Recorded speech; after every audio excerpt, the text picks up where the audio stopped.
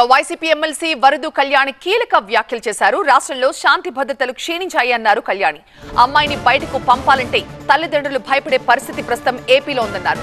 45 రోజుల్లోనే ప్రభుత్వం ఘోరంగా ఫెయిల్ అయిందంటూ మండిపడ్డారు వైసీపీ ఎమ్మెల్సీ వరదు కళ్యాణి.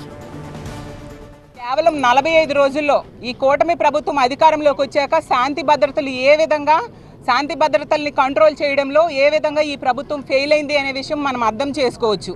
అసలు ఇంత ఘోరంగా రోజుకొక హత్య, రోజుకొక అత్యాచారం, భౌతిక దాడులు, వైఎస్ఆర్ కాంగ్రెస్ పార్టీ కార్యకర్తల మీద, నాయకుల తాలూకా ఆస్తుల మీద దాడులు చేస్తూ ఉన్నారంటే ఈ ప్రభుత్వం ఎంతగా భయపడుతుందో అర్థం చేసుకోవచ్చు. ఎన్నో అలవికాని హామీలు ఇచ్చేశారు. అవి నెరవేర్చడానికి చేత కాక దాని నుంచి తప్పించుకోవడానికి ప్రశ్నించే గొంతుకైన వైఎస్ఆర్ కాంగ్రెస్ పార్టీ గొంతు నొక్కడానికి ఈ విధంగా ప్రయత్నిస్తూ ఉన్నారనేది క్లియర్గా అర్థమవుతూ ఉంది. ఈ రాష్ట్రంలో శాంతి భద్రతలు ఎంత దారుణంగా ఉన్నాయంటే ఆడపిల్లల తల్లిదండ్రులు తమ పిల్లల్ని బయటికి పంపాలంటే భయపడుతూ ఉన్న పరిస్థితి.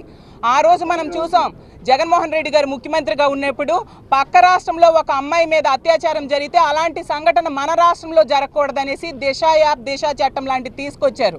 దిశ చట్టం కేంద్రంలో పెండింగ్లో ఉన్నా కూడా అందులో ఉన్న అంశాలన్నీ కూడా ఈ రాష్ట్రంలో అమలయ్యేట్టుగా చేశారు. అంత గొప్పగా లా అండ్ ఆర్డర్ కంట్రోల్ చేశారు జగన్మోహన్ రెడ్డి గారు.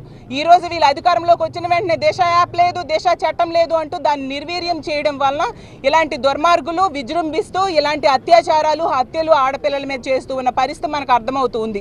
అలాగే ఈ కూటమి ప్రభుత్వం అనేది వాళ్ళ హామీలు నెరవేర్చలేరు కాబట్టి కేవలం 45 రోజుల్లో వాళ్ళు ఒక ఫెయిల్ అయిన గవర్నమెంట్గా ఉన్నారు కాబట్టి దాని నుంచి ప్రజలను డైవర్ట్ చేయడానికి ఇలాంటి దాడులు చేయడమే కాకుండా ఈరోజు ఓట్ ఆన్ అకౌంట్ బడ్జెట్ ఈ అసెంబ్లీ సెషన్స్లో ప్రవేశపెడుతూ ఉన్నారు.